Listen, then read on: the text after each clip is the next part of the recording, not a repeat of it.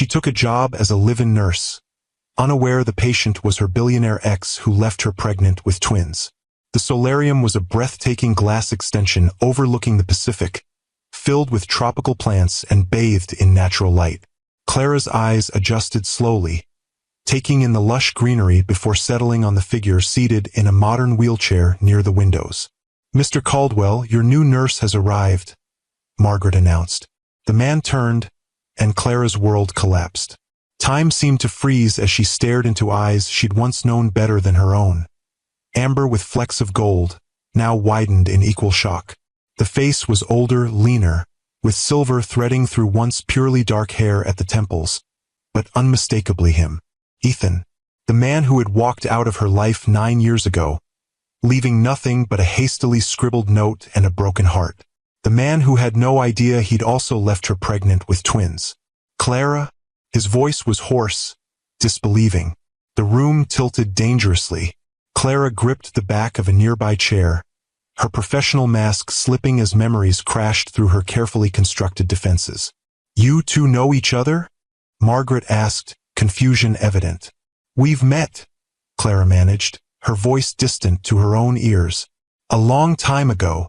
Have you ever wondered what it would feel like to come face to face with the person who shattered your heart, only to discover they have no idea about the children they left behind? What would you do if fate suddenly forced you to care for the very person who abandoned you when you needed them most?" I'm Mr. Harrison, and today I'm sharing the remarkable story of a nurse whose new job reunited her with the man who left her pregnant with twins. A man who now depends on her for his very survival. Hi, my beautiful sisters. This story is for every woman who has ever had to rebuild her life from broken pieces. For every mother who found strength she never knew she had. For every heart that carries both scars and hope. Remember, your resilience is not just your survival, it's your superpower.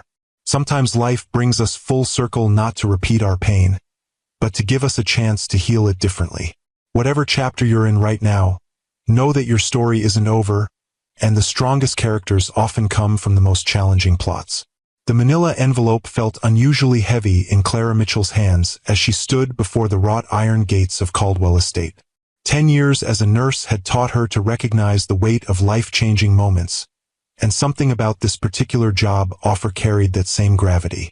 "Name, please," crackled a voice through the intercom. "Clara Mitchell. I'm the new live-in nurse for Mr. Caldwell."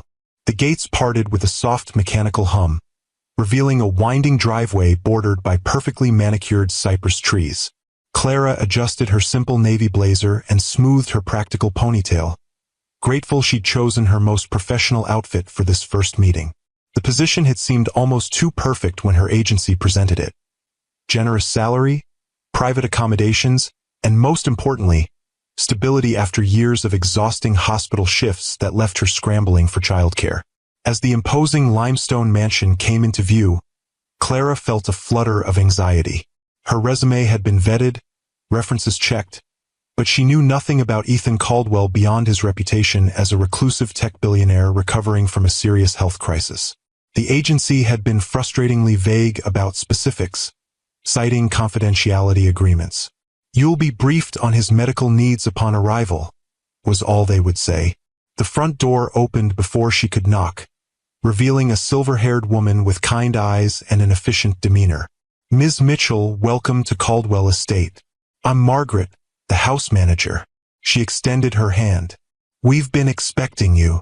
Clara followed Margaret through a soaring entryway of marble and glass, the space elegant yet somehow cold despite the California sunshine streaming through floor-to-ceiling windows. "Mr. Caldwell's medical team has prepared extensive notes," Margaret explained, leading her down a corridor lined with abstract art. "He suffered a cardiac event 3 months ago, followed by complications. He's stable now but requires monitoring and rehabilitation." "I understand," Clara nodded, mentally cataloging potential care requirements. "Will I be meeting him today?" "Yes, he's waiting in the solarium. He prefers to personally approve all staff who'll be working closely with him." Margaret paused, studying Clara with an unreadable expression. "He can be particular, but I'm sure you'll manage fine." And then came that moment in the solarium that changed everything. The moment when Clara's carefully constructed life collided with her past in the most unexpected way possible. Ethan hadn't moved, his knuckles white where they gripped the wheelchair's armrests. "Margaret, give us a moment, please." The house manager hesitated, then nodded, withdrawing silently. Silence expanded between them, heavy with unspoken words and shared history. Clara fought to regain her composure, years of nursing experience finally steadying her. Whatever their past, right now he was a patient and she was a professional. "I didn't know," she said finally. "Your name was listed as Ethan Caldwell. I knew you as Ethan Carter. Carter was my mother's maiden name. I used it in college to avoid attention." His eyes hadn't left her face. "Clara, I don't." She cut him off, raising a hand. "Whatever you're about to say, I don't want to hear it. Not now." She straightened her shoulders. "I should go. This is clearly inappropriate." "Wait." The word held a note of desperation that stopped her. "Please, I understand this is unexpected, but I need a nurse, and according to your agency, you're the best. There are other nurses. None with your qualifications." He gestured to the chair opposite him. "At least sit. You look like you might faint. If you've ever had a moment where your past and present collided unexpectedly, hit that like button. And if you believe that sometimes the most difficult reunions can lead to the most profound healing, subscribe to Timeless Love Tales with Mr. Harrison for more stories that touch the heart." Clara reluctantly took the seat, maintaining as much distance as the arrangement allowed. Up close, she could see the toll illness had taken on him. The shadows beneath his eyes, the slight hollowness in his cheeks, the careful way he held himself. "What happened to you?" she asked, medical curiosity momentarily overriding personal turmoil. "Myocarditis that led to heart failure. I collapsed during a board meeting." His mouth twisted in a humorless smile. "Apparently even billionaires aren't immune to mortality. And your prognosis? Good with proper care. The damage was significant but not irreversible." He studied her, his expression softening. "You look well, Clara. The years have been kind." "I've been busy," she replied neutrally, unwilling to give him any glimpse of her life, their children's lives, after he'd chosen to walk away. Ethan nodded slowly. "I imagine you have questions." "None that matter anymore." Clara stood, decision made. "I'll contact the agency and have them send someone else. I wish you a full recovery, Mr. Caldwell." "Clara, wait." He moved forward in his wheelchair, wincing slightly. "I know I have no right to ask anything of you, but I'm asking anyway. Stay, just for today. Give me a chance to explain." "Explain what?" "How you disappeared without a word. How you left me to pick up the pieces." The words escaped before she could stop them. Years of carefully contained hurt spilling over. "Yes." His voice was quiet. "That and more." Clara looked away, focusing on the ocean visible beyond the glass walls. She should leave. Every instinct screamed it. Yet something held her in place. Perhaps professional obligation, perhaps morbid curiosity, perhaps the ghost of feelings she'd thought long buried. "One day," she said finally. "I'll stay today. That's all I'm promising." Relief washed over his features. "Thank you." "Don't thank me yet." Clara retrieved her professional demeanor like armor. "I need to see your medical records and speak with your doctors before I decide anything further." "Of course. Margaret can arrange that immediately." As if summoned, the house manager reappeared at the doorway. "Is everything all right?" "Ms. Mitchell has agreed to stay for today," Ethan informed her.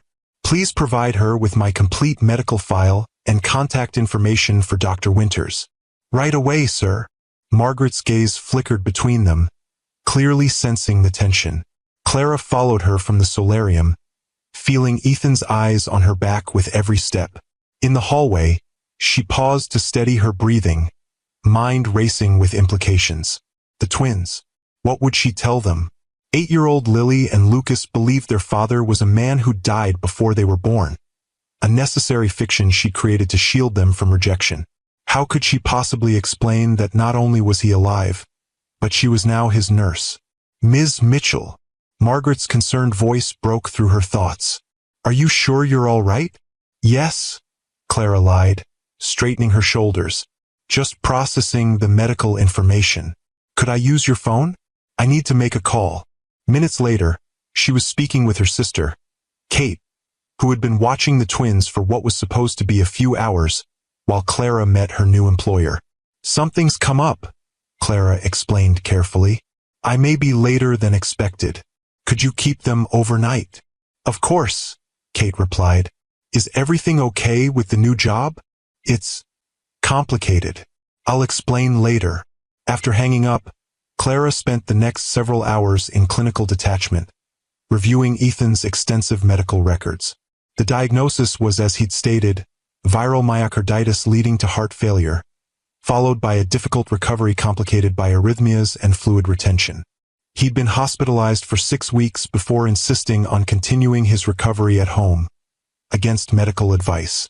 Stubborn as ever, she murmured, recognizing the trait that had once both attracted and frustrated her. As Clara reviewed the medical files, her mind drifted back to their first meeting 9 years ago. She had been working in the university library, shelving medical textbooks to help pay for her nursing degree. Ethan had approached her, rain-soaked and charming, asking for help finding resources for a computer science project. I'm trying to develop an algorithm that could help predict patient outcomes, he'd explained, his enthusiasm infectious. But I need to understand the medical side better. What had started as a simple research assistance had blossomed into coffee, then dinner, then a whirlwind romance that had consumed her final year at university. Ethan had been brilliant, ambitious, and seemingly devoted, until the morning she woke to find him gone, leaving only a hastily scribbled note. I can't do this. I'm sorry. You deserve better. 2 weeks later, she discovered she was pregnant. By evening, Clara had spoken with his cardiologist, reviewed his medication regimen, and observed his current physical limitations. Professionally, the case was straightforward, challenging but well within her expertise. Personally, it was an emotional minefield she had no desire to navigate. As twilight settled over the estate, she found Ethan in his study, reviewing documents despite orders to limit work stress. You should be resting, she said from the doorway. He looked up, setting aside his tablet. Old habits. Bad habits, she corrected, stepping into the room. Your heart needs time to heal.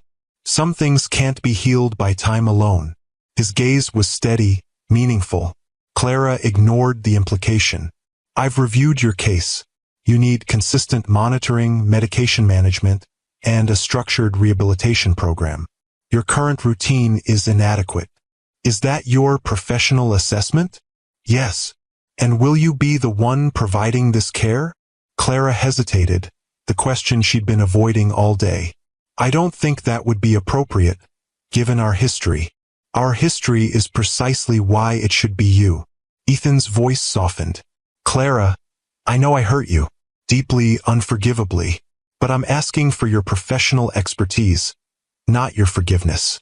You can't separate the two so neatly. Perhaps not, but I trust you in a way I could never trust a stranger. He gestured to his weakened state. I'm not exactly at my best. The thought of being vulnerable around someone unknown. He trailed off, a flash of genuine fear crossing his features. Clara recognized it immediately, not manipulation but authentic vulnerability. Despite everything, she understood. As a nurse, she'd seen how illness stripped away pretenses, leaving even the most powerful people fragile and exposed. 1 week, she found herself saying. I'll stay for 1 week while the agency finds a suitable replacement. Relief flooded his expression. Thank you. Don't thank me. This is a professional arrangement only. She moved toward the door, then paused. There's something you should know. What is it? Clara met his gaze directly. I have children, 8-year-old twins. They'll need to stay with me if I'm living here, even temporarily. She watched the information register, saw the quick calculation in his eyes as he processed the timeline, the implication. Twins, he repeated, voice barely audible. Yes, Lily and Lucas. She delivered the names like a deliberate blow. Ethan's face paled further, his hand unconsciously moving to his chest. Are they? We'll discuss that tomorrow. Clara cut him off, unwilling to have this conversation when both of them were emotionally exhausted. For now, you need to rest, and I need to make arrangements. She left him sitting there, stunned into silence, and made her way to the guest suite Margaret had prepared. Only when the door closed behind her did Clara allow herself to sink onto the edge of the bed, trembling with delayed shock and uncertainty. What had she done? In the span of a single day, the careful life she'd built for herself and her children had been upended. Now she was committed to spending a week under the same roof as the man who had abandoned her, who until today had no idea he was a father. Her phone chimed with a text from Kate, a photo of the twins building a blanket fort in her living room, their identical grins showcasing missing front teeth.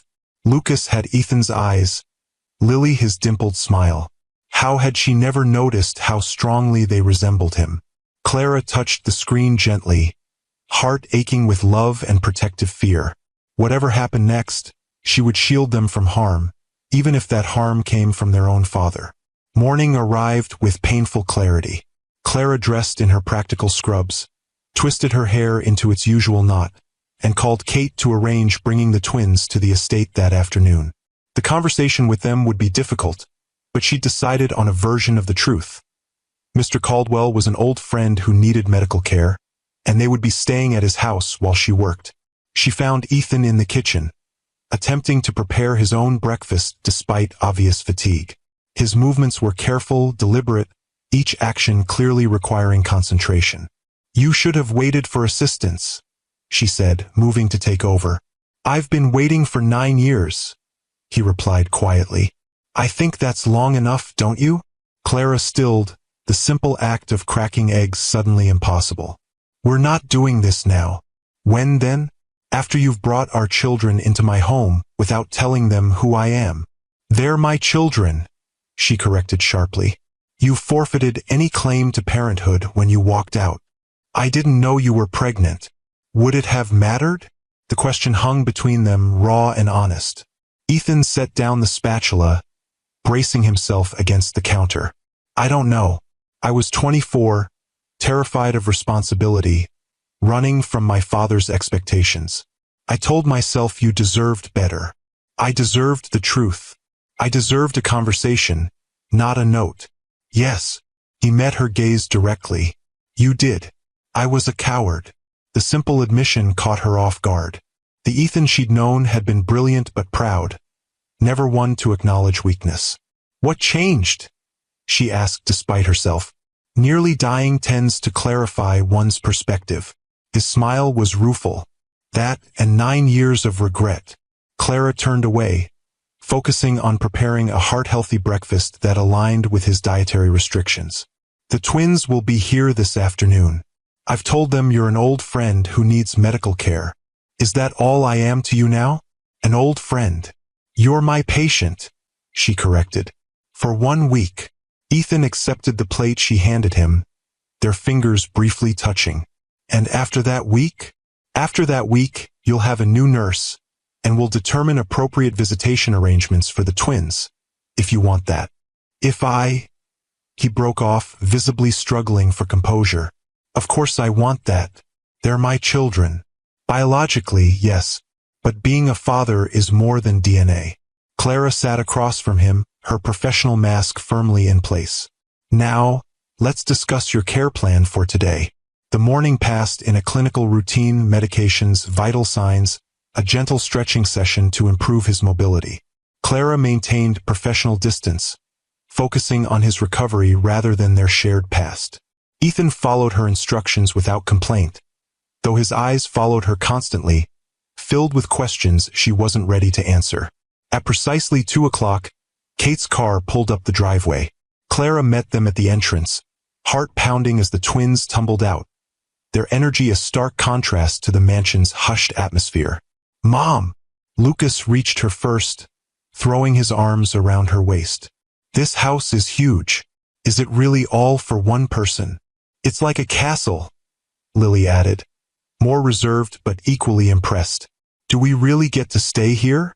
For a little while, Clara confirmed, smoothing Lily's dark curls.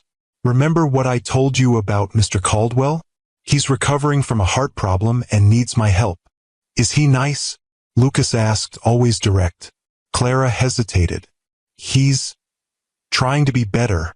Kate raised an eyebrow at this, clearly sensing there was more to the story.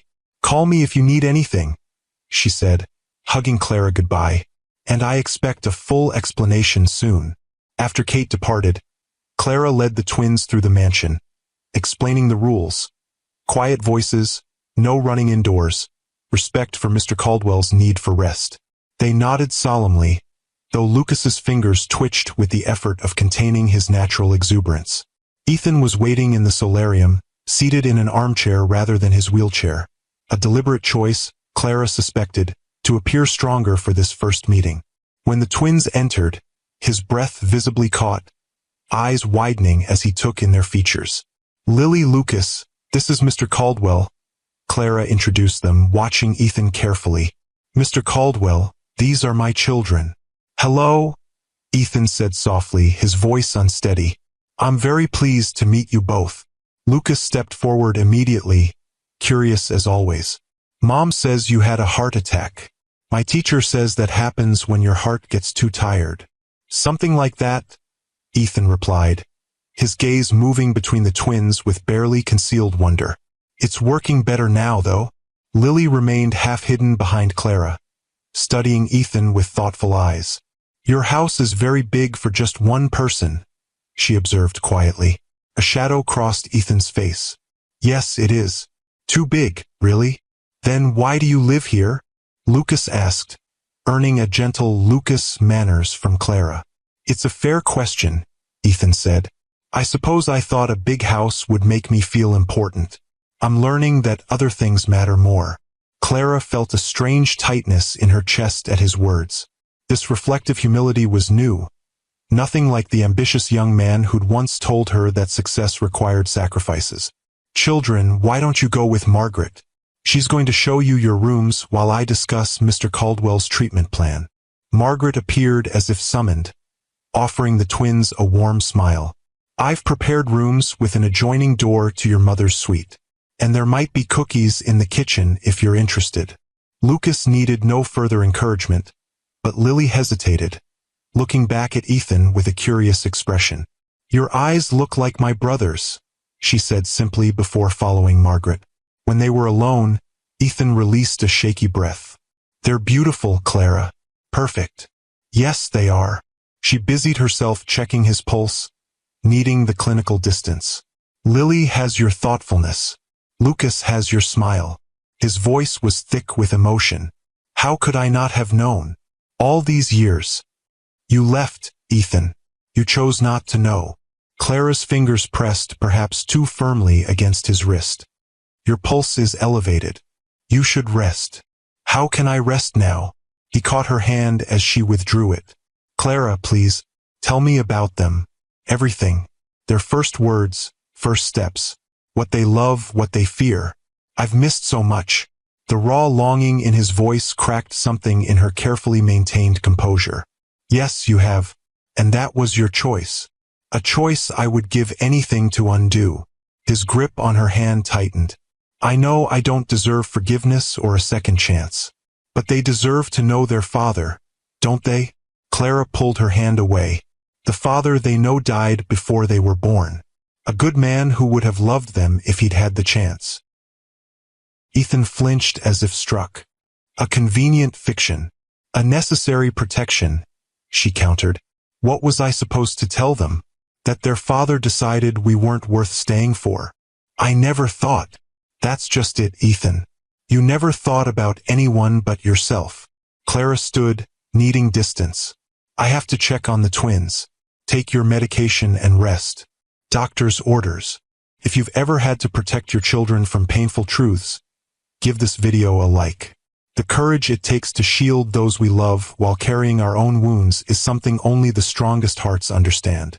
She left him there, his face a mask of regret and longing, and found the twins exploring their new rooms with delight. Lucas was bouncing experimentally on his bed, while Lily had already arranged her books on the nightstand. "Mom, there's a swimming pool," Lucas exclaimed. "Can we use it? Please. Perhaps tomorrow, if Mr. Caldwell feels up to sitting outside." Clara sat on Lily's bed, drawing her daughter close. "How are you feeling about all this, sweetheart?" Lily leaned against her, thoughtful as always. "Mr. Caldwell seems sad." "He's been very ill," Clara explained carefully. "No, not that kind of sad. Inside sad." Lily looked up at her with perceptive eyes. "He looks at you like he's sorry about something." Clara sometimes forgot how observant her daughter was. "Mr. Caldwell and I knew each other a long time ago, before you were born." "Were you friends?" Lucas asked, abandoning his bed bouncing to join them. "We were close once, but then we went different ways." "Is that why it's weird between you?" Lucas pressed. "You both get all stiff and formal, like when Principal Gonzalez visits our classroom." Clara couldn't help but smile at the comparison. "It's complicated, sweetheart, but you don't need to worry about it. We're only staying here until Mr. Caldwell is better." "I like it here," Lucas declared. "It's like living in a museum, but we're allowed to touch stuff." "Some stuff," Clara corrected. "Remember the rules we discussed." The rest of the day passed in a blur of settling in, preparing meals, and monitoring Ethan's condition. Clara kept the twins mostly separate from him, using his need for rest as justification. In truth, she needed time to process, to plan, to protect her children from the emotional upheaval she herself was barely managing. That evening, after tucking the twins into bed with promises of exploring the grounds tomorrow, Clara found Ethan in his study again, this time reviewing what appeared to be old photographs. "You should be in bed," she said from the doorway. "Probably." He didn't look up. "Did they settle in all right?" "Yes, they're adaptable." Clara stepped into the room despite her better judgment. "What are you looking at?" Ethan turned the album toward her. Cambridge. Summer semester." Clara's breath caught at the images, her younger self laughing as Ethan pulled her close on the banks of the Charles River, both of them sun-kissed and carefree. She'd been a nursing student then, working her way through school with scholarships and part-time jobs. He'd been the brilliant computer science major who'd asked for her help in the campus library one rainy afternoon. "Why did you keep these?" she asked, voice barely audible. "They were all I had left of you." His fingers traced the edge of a photo. "After I left, I tried to convince myself I'd done the right thing, that you deserved someone who could commit fully, not someone running from his family's expectations." He looked up at her. "But I never stopped missing you." "Stop." Clara stepped back. "This isn't fair, Ethan. You can't just reappear in my life and expect—" "What? Forgiveness? Understanding? A family reunion?" "I expect nothing," he said quietly. "But I hope for a chance to explain, to make amends, somehow. Some things can't be fixed with apologies or explanations." "I know." He closed the album carefully. "But our children deserve the truth, don't they? The real truth, not a convenient story about a dead father." The words struck with precision, finding the doubt she'd carried for years. Had she been right to create that fiction? Or had she been protecting herself as much as them? "They're too young to understand abandonment," she said finally. "Then help me ensure they never have to." Ethan's voice was earnest, his eyes clear with purpose. "Let me prove I'm not that selfish boy anymore, that I can be someone worthy of knowing them, and maybe, someday, worthy of your forgiveness." Clara studied him, searching for the manipulation or entitlement she'd expected. Instead, she found only genuine regret and hope. "One step at a time," she said finally. "For now, you're Mr. Caldwell, my patient. Anything beyond that depends on your actions, not your words." "Fair enough." He nodded, accepting her terms. "Thank you for bringing them here, Clara, for letting me see them, even if they don't know who I am yet." "I didn't do it for you," she clarified. "I did it because I couldn't leave them for a week." "I understand. Still, thank you." Clara turned to leave, then paused. "Ethan? What happened after you left? The real story." He sighed, running a hand through his silver-streaked hair. I went to Silicon Valley as planned. Started Caldwell Tech with my trust fund. Worked 80-hour weeks building it into what it is now. His mouth twisted in a humorless smile. Became exactly what my father wanted, successful, wealthy, respected, and completely alone. You could have reached out. At any point. Pride. Then shame. Then the conviction that you must have moved on to someone better. He met her gaze directly. Did you? Move on. Clara thought of the handful of dates over the years, each ending when she couldn't open herself to the possibility of being hurt again. The twins became my priority. There wasn't room for much else. Ethan nodded, absorbing this. I'm sorry, Clara, for everything I took from you, for everything I missed. The simple sincerity in his voice reached something long buried inside her. Not forgiveness, it was far too soon for that, but perhaps the first crack in the wall she'd built around her heart. Get some rest, she said softly. Tomorrow's physical therapy will be challenging. As Clara lay in bed that night, sleep eluded her. Her mind kept returning to the moment she discovered she was pregnant. Just 2 weeks after Ethan had disappeared from her life. She remembered the cold tile of her apartment bathroom floor against her knees, the shock of seeing those 2 pink lines, the overwhelming fear of facing motherhood alone. She'd called his number repeatedly, only to discover it had been disconnected. She'd emailed, but received no response. She'd even gone to his apartment, only to find it emptied, the landlord informing her that Mr. Carter had paid the remaining lease in full and left no forwarding address. It was as if he'd vanished completely, erasing every trace of their relationship. Only the growing life inside her remained as evidence that Ethan Carter had ever existed. When the ultrasound revealed twins, Clara had laughed through her tears. Of course it would be twins. Because nothing about this journey was going to be simple. Her parents had been supportive but distant, living overseas for her father's diplomatic posting. They could offer little more than occasional financial help and brief visits. It was Kate who had become her rock, her sister moving into Clara's tiny apartment for those first chaotic months after the twins were born. Clara remembered the sleepless nights, the constant worry about money, the bone-deep exhaustion of caring for 2 infants while trying to finish her nursing degree. She remembered the moment Lucas had first smiled, Ethan's smile, unmistakably, and how her heart had both soared and broken at the sight. And now, after all these years of struggle and sacrifice, Ethan was back in their lives. Not as the carefree young man who had charmed her in the library, but as a billionaire tech mogul whose heart was literally failing him. The irony wasn't lost on Clara. Morning came too quickly. Clara rose before dawn, reviewing Ethan's medical charts and preparing his medications. By the time the twins awoke, she had already checked his vitals and helped him through his morning exercises. "Can we see the pool today?" Lucas asked over breakfast, his mouth full of cereal. "Don't talk with your mouth full," Clara reminded him automatically.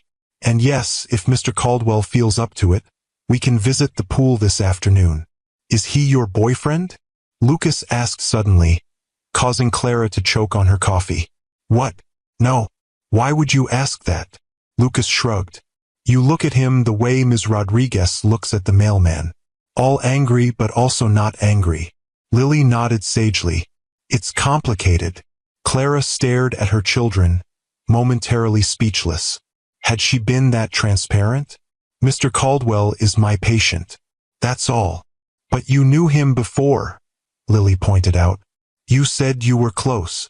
"That was a long time ago." Clara stood, gathering their breakfast dishes. "Now, I need you both to work on your summer reading while I help Mr. Caldwell with his therapy. Margaret will check on you." As she headed toward Ethan's suite, Clara tried to compose herself. The twins were too perceptive for their own good. She would need to be more careful about how she interacted with Ethan in their presence. She found him already dressed and waiting in the small gym that had been set up in one of the mansion's many rooms. He looked better today. Some color had returned to his face and he stood straighter. "You're early," she observed, setting down her medical bag. "Couldn't sleep." He offered a small smile. "Too many thoughts. About the twins? About everything. Them." You. The years I missed. He moved carefully to the treadmill. I kept thinking about what they were like as babies. If Lucas was always so curious. If Lily was always so thoughtful. Clara began setting up the monitoring equipment. Lucas talked early but walked late. Lily was the opposite. Barely said a word until she was 2, but she was climbing before she could crawl. The memories came easily, warming her voice despite her resolve to remain detached. They've always been like that, complementary opposites. Like us, Ethan said softly. Clara attached the heart monitor to his chest, deliberately ignoring the comment. We'll start with 10 minutes at a slow pace, then reassess. The therapy session proceeded professionally, Clara guiding Ethan through exercises designed to strengthen his heart without overtaxing it. They worked in relative silence, broken only by her instructions and his occasional questions about the twins. What's Lucas's favorite subject in school? Science, especially anything involving computers or robots. And Lily? Literature and art. She reads far above her grade level. Ethan absorbed each detail like a man dying of thirst.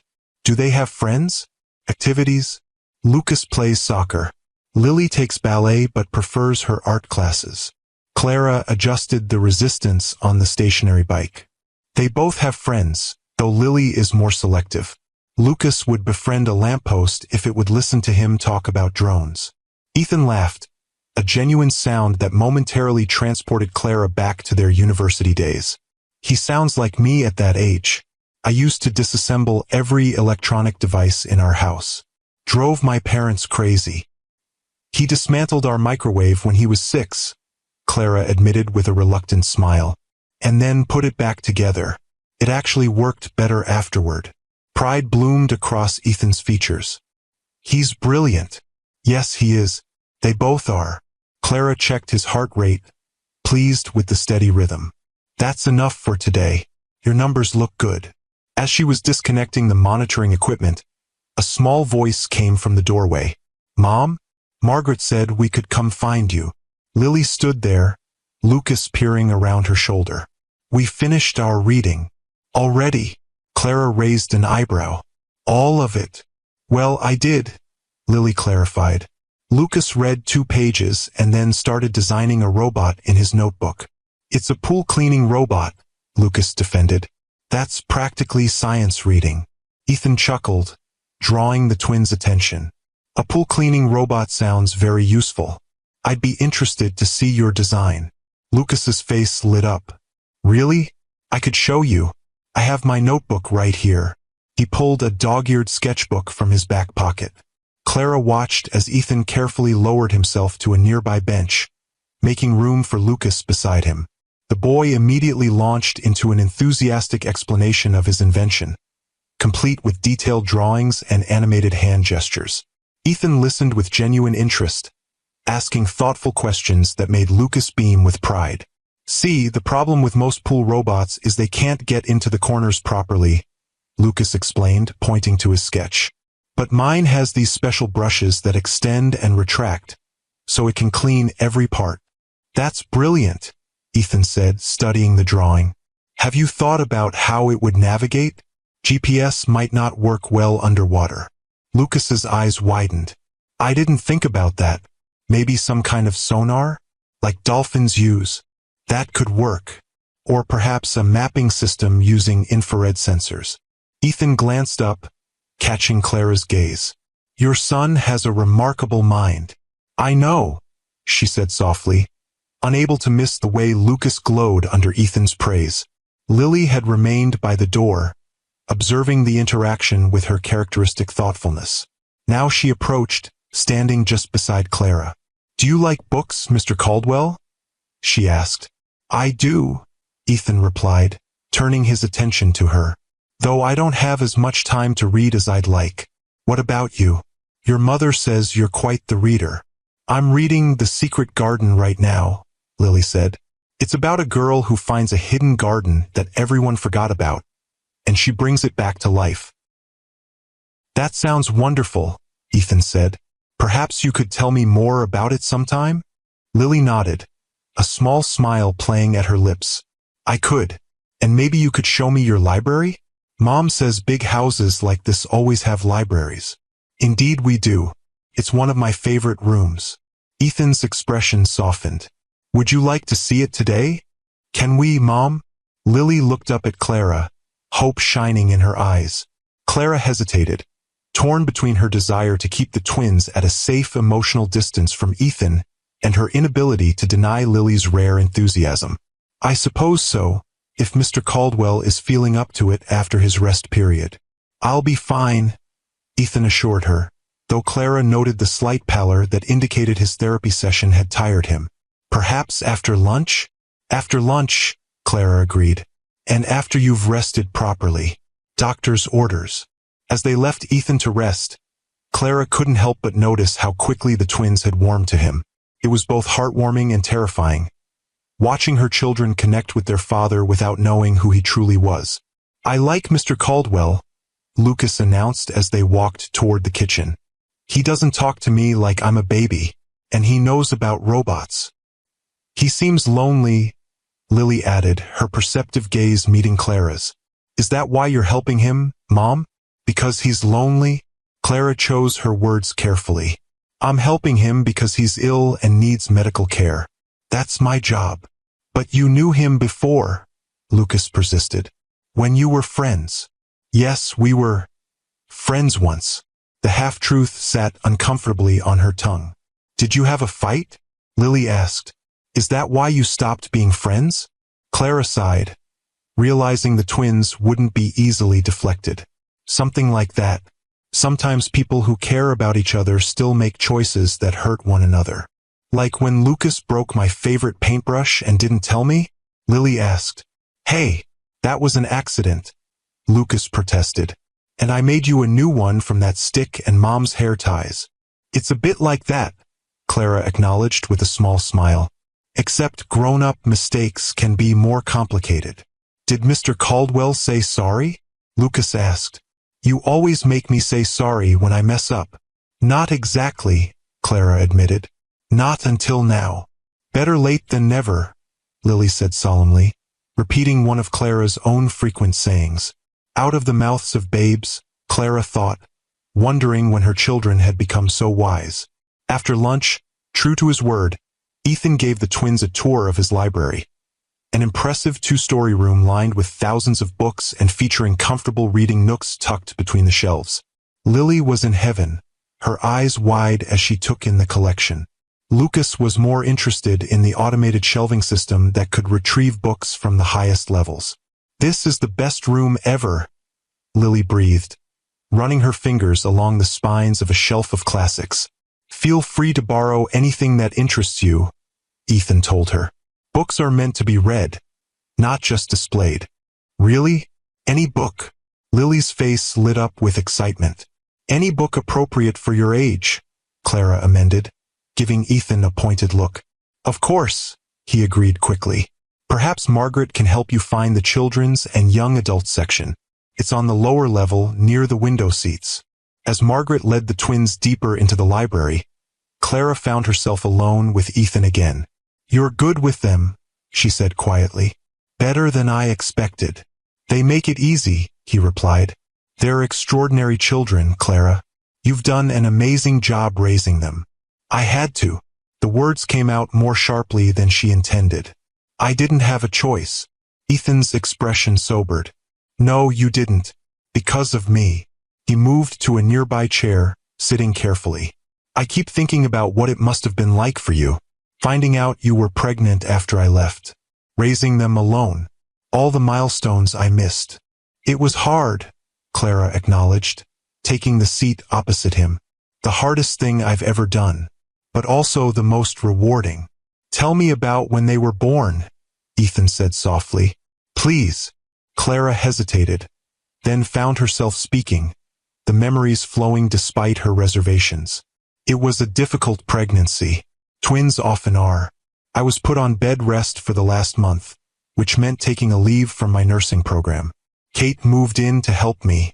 The delivery was challenging. Emergency C-section at 36 weeks because Lily's heart rate dropped suddenly. Ethan's face paled. Were they all right?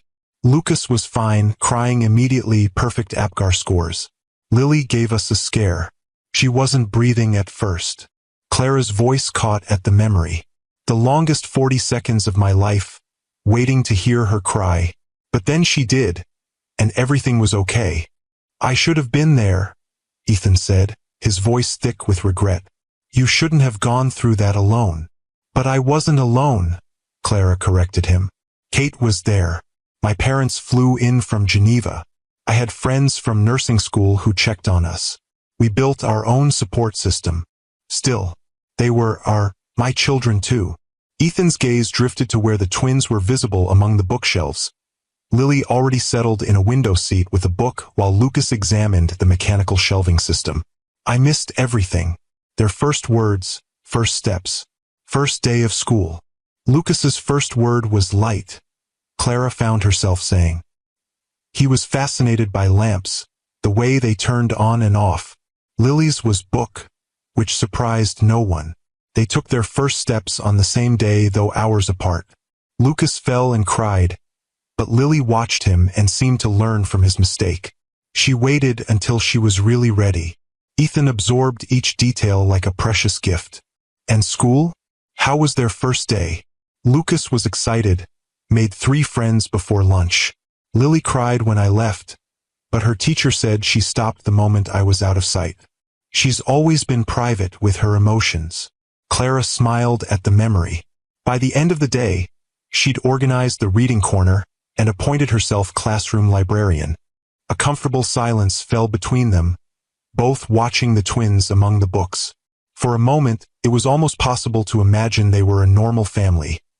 Parents proudly observing their children, sharing memories and milestones. But they weren't a normal family. They were a woman who had raised her children alone for 8 years and the man who had abandoned them before they were born. No amount of shared DNA or regretful conversations could erase that reality. I should check your vitals, Clara said, breaking the moment. You've been up longer than recommended. I feel fine, Ethan protested, though he didn't resist when she took his pulse. Your heart rate is elevated. You need to rest. Clara's professional tone returned. The twins and I can explore the grounds while you take a nap. Will you tell me more later? Ethan asked, his voice holding a note of vulnerability that caught her off guard. About them? About the years I missed. Clara met his gaze, seeing the genuine longing there. Yes, she found herself saying, but not all at once. Some memories are still difficult. Thank you. The simple gratitude in his voice was almost her undoing. That afternoon, while Ethan rested, Clara took the twins swimming in the estate's Olympic-sized pool. Lucas was ecstatic, diving and splashing with boundless energy. Lily preferred to float peacefully, occasionally demonstrating her improving swimming technique. Mom, can we live here forever? Lucas asked, paddling beside her. It's way better than our apartment. No, sweetheart. This is Mr. Caldwell's home, not ours. We're just staying temporarily while I help him recover. But he likes us, Lucas persisted. I bet he'd let us stay if you asked. It's not that simple, Clara explained gently. We have our own home, our own life. But it's so small there, Lucas complained. And you're always tired from work. The observation stung with its accuracy. Their apartment was indeed small. A 2-bedroom unit where the twins shared a room divided by a bookshelf. And Clara was often exhausted, working long hospital shifts and picking up extra hours to make ends meet. Size isn't everything, she reminded him. Our home is filled with love and memories. Mr. Caldwell's house could be filled with love too, Lily said quietly from where she floated nearby. It just needs more people in it. Clara had no response to that simple truth. Dinner that evening was a surprisingly pleasant affair. Ethan joined them in the formal dining room, though Clara had suggested the more casual kitchen might be easier for him. He'd insisted, wanting to give the twins the full experience of the mansion. This table is bigger than our whole kitchen, Lucas observed, running his hand along the polished mahogany. Lucas, Clara admonished gently. It's all right, Ethan smiled. He's right. This dining room was designed to seat 20 for formal dinners. It's ridiculous for everyday use. Then why use it? Lily asked, always practical. Habit, I suppose. Ethan considered her question seriously. When you live alone, you stop noticing how empty spaces feel. That's sad, Lily declared. You should eat in the kitchen. It's cozier. Perhaps you're right, Ethan agreed. Maybe tomorrow we could have dinner there instead? Can we help cook? Lucas asked eagerly. Mom lets us help sometimes. I'm really good at stirring. And I can measure ingredients, Lily added. I'm very precise. I'd like that very much, Ethan said, his expression softening as he glanced at Clara. If your mother approves, of course. Clara nodded, unable to deny the simple joy this interaction brought to both Ethan and the twins. As long as it doesn't interfere with your rest schedule. After dinner, as Clara was tucking the twins into bed in their adjoining rooms, Lily asked the question Clara had been dreading. Mom, what happened to our real dad? You never talk about him. Clara sat on the edge of Lily's bed, her heart racing. What brought this up, sweetheart? Lily shrugged, her perceptive eyes never leaving Clara's face. I was just thinking about dads. Lucas and I are the only kids in our class without one. From his doorway, Lucas chimed in. Yeah, and you always get sad when we ask about him. You just say he died before we were born and he was a good person. Was he really good? Lily pressed. Did he love us? Clara felt tears threatening and fought to keep her voice steady. Your father would have loved you very much if he'd had the chance to know you. But he never did know us, Lucas pointed out. Because he died. The lie that had once seemed protective now felt heavy on Clara's tongue. That's right. Was he handsome? Lily asked. Did he look like Lucas? Clara swallowed hard. Yes, he was very handsome. And yes, Lucas has his eyes. And I have his smile, Lucas added proudly. You told me that once. You do? Clara confirmed, her heart aching at how easily the twins had absorbed the few details she'd shared over the years, treasuring these crumbs of information about their father. I wish we could have known him, Lily said softly. Even just a little. Me too, sweetheart. The truth in those words surprised Clara. Despite everything, she did wish Ethan had been part of their lives. Not the young man who had abandoned her, but the person he might have become if he'd stayed, if he'd faced his fears instead of running from them. After the twins were asleep, Clara found herself drawn to the terrace where she'd spoken with Ethan the previous evening. The night was clear, stars visible despite the coastal lights, the sound of waves breaking against the cliffs below a soothing rhythm. Couldn't sleep? Ethan's voice came from the shadows, startling her. You should be in bed, she replied automatically, turning to find him seated in a lounge chair, a blanket over his legs despite the mild evening. Physician, heal thyself, he countered with a small smile. You look as restless as I feel. Clara sighed, taking the chair beside him. The twins were asking about their father tonight. Ethan stilled. What did you tell them? The same story I've always told. That he died before they were born. That he would have loved them. She looked out at the darkened ocean. It used to feel like the right thing, protecting them from rejection. Now I'm not so sure. Because of me? Because I'm here. Partly. Clara turned to face him. But also because they're getting older. More curious. More aware that their family is different from their friends. The questions are becoming more specific, harder to deflect. When will you tell them the truth? Ethan asked quietly. I don't know, Clara admitted. Part of me wants to protect them forever. Another part knows that's impossible. For what it's worth, I think they're remarkable children. Resilient, intelligent, compassionate. Ethan's voice was soft with admiration. Whatever you decide, whenever you decide it, I'll respect your choice. But I hope you'll give me a chance to know them, and them to know me. Clara studied him in the moonlight, this man who was both familiar and strange to her. The ambitious student she'd fallen in love with was still visible in his features, but tempered now by age, experience, and recent illness. Why did you really leave, Ethan? She asked suddenly. The whole truth this time. He was quiet for a long moment, gathering his thoughts. Fear, he finally said. Not just of responsibility or commitment, though those were part of it. I was afraid of becoming my father. Your father? You rarely spoke about him. Because thinking about him terrified me. Ethan's gaze was distant, focused on memories. He was brilliant, successful, wealthy, and completely cold. Nothing I ever did was good enough. No achievement ever earned more than a brief nod of acknowledgement before he raised the bar higher. I remember you mentioning he was strict, Clara said carefully. Strict doesn't begin to cover it. He was cruel in his expectations. My mother left when I was 8, couldn't take his emotional coldness anymore. After that, it was just him and me in that massive house, him working constantly, me trying desperately to earn his approval. That explains why you were so driven at university, Clara observed. Driven and terrified. Ethan's smile was sad. When I met you, it was the first time I'd ever considered a different path. You made me believe I could be more than my father's ambitions for me. But then what? He had his first heart attack. The doctors said it was stress, overwork. He called me from his hospital bed, not for comfort, but to remind me of my responsibilities to the family legacy. Ethan's voice grew quieter.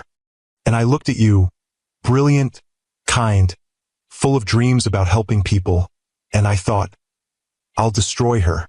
I'll become my father, cold and demanding, and I'll crush her spirit the way he crushed my mother's. So you left, Clara said, understanding dawning. To protect me. That's what I told myself. Ethan met her gaze directly. But it was really to protect myself from failing you, from becoming him. It was cowardice disguised as nobility. Clara absorbed his words, pieces of their past falling into place with new clarity. Your father, is he still alive? No. He died 3 years after I left you. Another heart attack, massive this time. He was alone in his office on a Sunday night, still working. Ethan's voice held a complex mixture of grief and resignation. His last words to me were about quarterly projections. I'm sorry, Clara said softly, and meant it. The irony isn't lost on me. Ethan gestured to his chest. That I've inherited not just his company and his fortune, but his heart condition as well. Though the doctors say mine was viral, not stress-induced. Myocarditis often has a genetic component to susceptibility, Clara said automatically, her medical training surfacing. Then she paused, a new worry forming. The twins should be monitored as they get older. Ethan finished her thought. I've already spoken to my cardiologist about genetic testing for family members. He hesitated. I didn't mention the twins specifically, just asked hypothetically. Clara nodded, grateful for his discretion. I'll speak with their pediatrician. They sat in silence for a moment, the weight of their shared concern for the children hanging between them. It's strange, Clara finally said. All these years, I imagined you living this perfect, carefree life, unburdened by responsibility, while I struggled with diapers and daycare costs. And instead I was working myself into the same lonely existence as my father. Ethan's laugh held no humor. Building an empire with no one to share it with. The twins asked if we could live here forever, Clara admitted. Lucas thinks your house is better than our apartment. Smart boy, Ethan said with a small smile. The offer stands, you know. The East Wing could be yours. All of you. Ethan. Not as a couple, he clarified quickly. I'm not presuming anything, just as a family arrangement. For the twins. They deserve space to grow, to explore their interests. Lucas could have a proper workshop for his inventions. Lily could have access to the library. The offer was tempting, Clara had to admit. Their apartment was cramped, the neighborhood decent but not great, the local schools adequate but underfunded. Here, the twins could have everything she'd ever wanted to give them but couldn't afford. And what would I be in this arrangement? She asked carefully. Your live-in nurse? The mother of your children who lives in the separate wing. Whatever you want to be, Ethan said simply. I'm not asking for forgiveness or reconciliation, Clara. I'm just offering the twins, and you, the resources I should have been providing all along. It's not that simple, Clara sighed.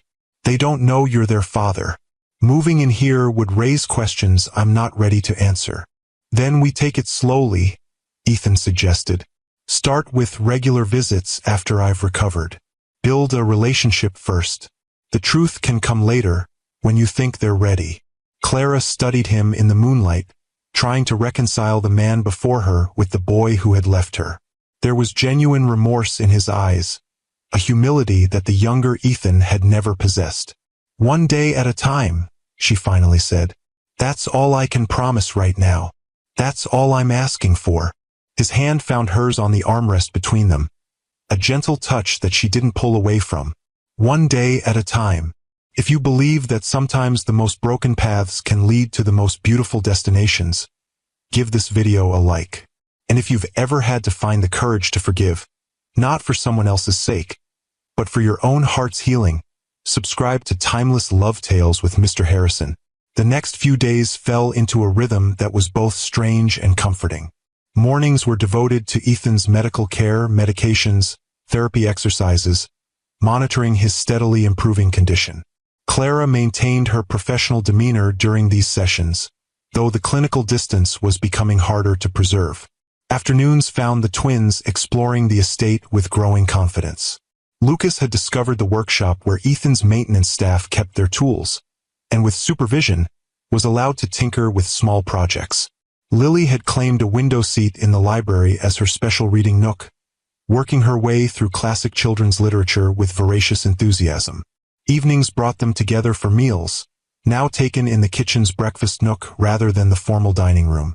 These casual dinners became a highlight, filled with the twins' chatter about their day's discoveries and Ethan's attentive questions. On the fourth day, Clara found Ethan and Lucas hunched over a disassembled drone in the solarium, Ethan explaining circuit boards with the same enthusiasm he'd once shown teaching her to code. See how these components connect? He was saying. Each one has a specific job, but they need each other to work properly. Lucas nodded seriously, absorbing every word. Like a family? Ethan's hands stilled. Yes, exactly like that. From her position by the door, Clara saw the emotion that crossed his face.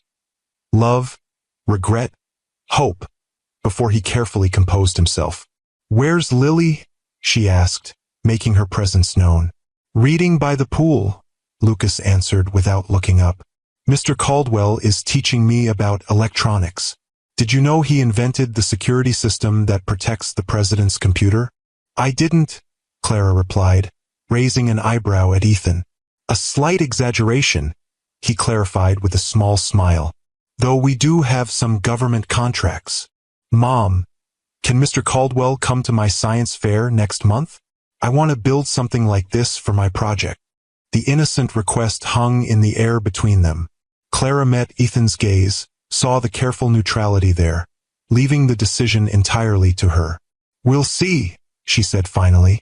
It depends on Mr. Caldwell's recovery and schedule. I'd be honored, Ethan said quietly, if your mother approves. That evening, after the twins were asleep, Clara found herself once again drawn to the terrace. The night was cooler than previous evenings, a light fog rolling in from the ocean. She wrapped her cardigan tighter around herself, lost in thought. May I join you? Ethan's voice came from behind her. Clara turned to find him standing in the doorway, looking stronger than he had just days before. The color had returned to his face, and he moved with more confidence. Should you be up? She asked, though without her usual insistence on rest. My latest tests show significant improvement, he said, moving to stand beside her at the railing. Dr. Winters was quite pleased this morning. He called me, Clara confirmed. Said you're exceeding recovery expectations. I have excellent motivation, Ethan said simply, his gaze meeting hers. Clara looked away first, focusing on the misty landscape below. The agency called today. They found a replacement nurse. She can start next Monday. So soon. Disappointment colored his voice. It's been 5 days, Ethan. The week is almost up. And then what? He asked quietly. You and the twins just disappear from my life again? That was the agreement. Agreements can change. Circumstances change. He turned to face her fully. I've changed, Clara. Have you? She met his gaze directly. Or are you just lonely and vulnerable after your health scare? Both can be true, he admitted. The heart attack forced me to confront my mortality, yes. But seeing you again, meeting the twins, it's shown me everything I've been missing. Everything that really matters. Clara sighed, conflicted emotions warring within her. It's not just about you and me, Ethan. The twins have to be my priority. They're my priority too, he insisted. I know I haven't earned the right to call myself their father yet, but I want to. I want to be part of their lives, to support them, to watch them grow. And if I say no, if I take them and leave on Monday as planned, pain flashed across his features, then I'll respect your decision. But I'll also ask for a chance to prove myself. Regular visits, perhaps. A chance to build a relationship with them, even if they don't know who I really am yet. Clara was silent, considering his words. The Ethan she'd known 9 years ago would have used his wealth and power to force the issue, would have threatened legal action to assert his parental rights. This Ethan was asking, not demanding. Lucas asked about his father again tonight, she said finally. He wanted to know what kind of work he did. What did you tell him? That his father was brilliant with computers. That he could build almost anything. Clara's voice softened. It wasn't a lie. Ethan's breath caught. Clara, I'm not promising anything, she cautioned. But I am thinking about how to tell them the truth. Not right away, but soon. They deserve to know. Hope bloomed across his features. Thank you. Don't thank me yet. They might not forgive you as easily as you hope. I don't expect easy forgiveness from them or from you. His fingers gently touched hers on the railing. But I'm prepared to spend the rest of my life earning it, if you'll give me that chance. The sincerity in his voice touched something deep within her, the part that remembered loving him, that recognized the good man beneath the mistakes. One day at a time, she said softly. That's all any of us can promise. On the morning of the 6th day, Clara woke to the sound of laughter, a rare and beautiful sound that drew her from her room to investigate. Following the noise to the kitchen, she found an unexpected scene. Ethan and the twins making breakfast together, flour dusting the countertops and all three of their faces. Mom! Lucas exclaimed when he spotted her. We're making pancakes. Mr. Caldwell is teaching us his secret recipe. Is he now? Clara leaned against the doorframe, taking in the domestic chaos with surprise. The secret is cinnamon and a touch of vanilla in the batter, Ethan Stage whispered, winking at Lily, who giggled in response. And we're putting chocolate chips in some and blueberries in others, Lily added, carefully dropping berries into a portion of the batter. I see. Clara moved into the kitchen, noting that Ethan seemed steady on his feet, his movements more fluid than they had been just days ago. Should you be cooking? What about your rest schedule? I'm following doctor's orders, Ethan assured her. Light activity is encouraged at this stage of recovery. Besides, I have excellent assistants. He smiled at the twins, who beamed back at him. Clara watched as Ethan guided Lucas in flipping a pancake, his hands gentle as he showed the boy how to turn the spatula just so. There was nothing forced or awkward in their interaction, just a natural ease that made her heart ache with both joy and regret for the years lost. Mom, Mr. Caldwell said we could use the pool again today, Lily said, carefully setting the table. And maybe have a picnic lunch by the water. That sounds lovely, Clara replied, accepting the cup of coffee Ethan handed her. Their fingers brushed in the exchange, a brief touch that sent an unexpected warmth through her. Thank you. My pleasure, he said softly, his eyes holding hers for a moment longer than necessary. Breakfast was a lively affair, the twins chattering about their plans for the day, while Ethan listened with genuine interest.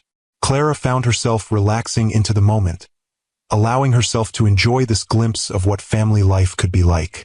After breakfast, While the twins went to change into their swimwear, Clara helped Ethan clear the dishes. "You seem stronger today," she observed, loading the dishwasher.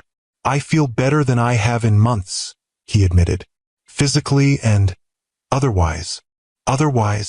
Emotionally, spiritually even." He leaned against the counter, watching her. "Having you and the twins here, it's like color returning to a world that had faded to grayscale." "Ethan, I'm not pressuring you," he said quickly. "Just being honest. These past days have been the happiest I can remember." Clara closed the dishwasher, turning to face him. "The twins are getting attached to you, to this place. Is that so terrible?" "It could be if they get hurt when we leave." "Then don't leave," Ethan said simply. "Or at least not completely. Let this be a beginning, not an ending." Before Clara could respond, the twins burst back into the kitchen, excited for their swim. The moment passed, but his words lingered in her mind throughout the day. That afternoon, as Clara sat by the pool watching the twins swim with Ethan, her phone rang. It was the nursing agency, confirming the new nurse's start date for Monday.